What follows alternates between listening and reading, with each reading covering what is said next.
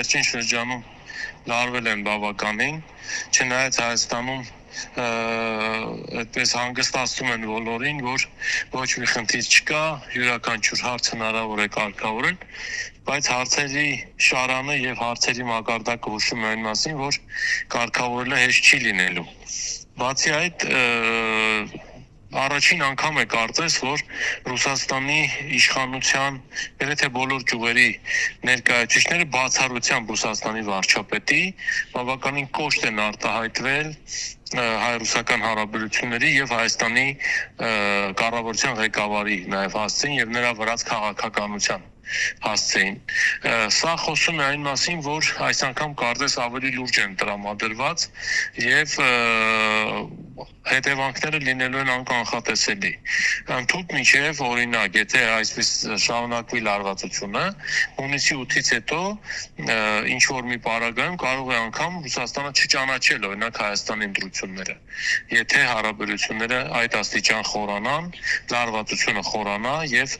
կողմերը չկարողանան ընդհանուր լեզու գտնել, ես կարծում եմ ամեն ինչ բաց կլինի մայիսի 28-29 ԵԱՏՄ գագաթաժողովից եւ դրա արդյունքում ընդունված որոշումներից։ Իսկ պարոն Բալասանյան, հիմա տեսնում ենք, որ չնայած այն ամեն ինչին, ինչ ասում է իշխանությունը, իբր թե հարաբերությունները այդքան էլ լարված չեն, բայց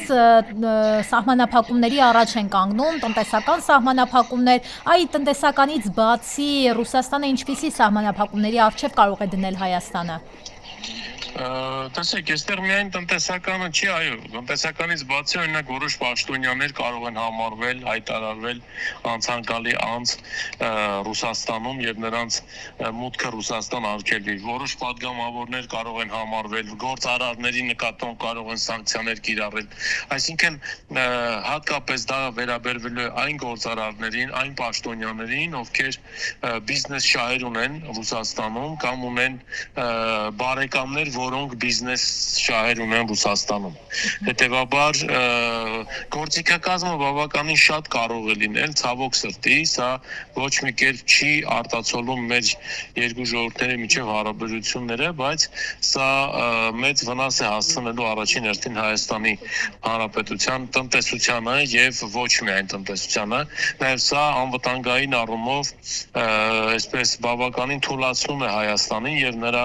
թշնամիները տեսնելով Ռուսաստանի մեր ունեցած հարաբերություններում արկա ճգնաժամը եւ խորացող ճգնաժամը